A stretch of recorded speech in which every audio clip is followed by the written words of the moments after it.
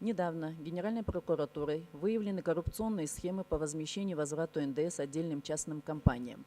В результате по нескольким делам нанесен ущерб более миллиарда сомов. Уволены 5 сотрудников налоговой службы и заключены под стражу содержанием в СИЗО ГКНБ. Хочу заметить, что согласно положению решение комиссии считается правомерным, если за него единогласно проголосовали и подписали все члены комиссии. Однако, несмотря на коллегиальную ответственность или безответственность, член комиссии, заместитель министра финансов мотивирует свою непричастность отсутствием на заседаниях комиссии. Другие члены комиссии отсутствием физической возможности перепроверять большой объем документов и ссылаются на то, что это функция налоговой инспекции.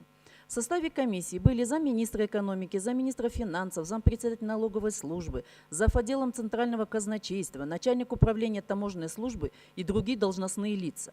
Около 2 лет, может быть и больше, комиссия на основании поддельных документов принимала решение о возмещении из госбюджета денежных средств.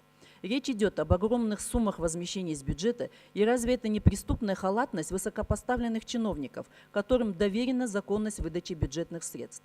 В теории возврат НДС выглядит довольно просто. На практике же все наоборот. Возмещение НДС – слишком сложная процедура, и вернуть на расчетный счет сумму НДС практически невозможно. В некоторых районных инспекциях даже не практикуют принятие документов, сразу отфутболивают. Добросовестные предприниматели пишут заявление на возмещение и ждут годами, потом срок исковой давности истекает.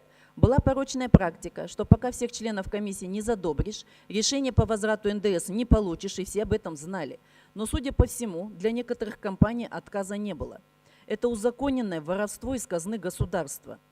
Ежегодно закладываемая сумма для возмещения НДС составляет 500 миллионов сомов, а по данному факту выявлено более миллиарда. Это говорит о том, что добросовестным налогоплательщикам даже не планировалось возвращать деньги.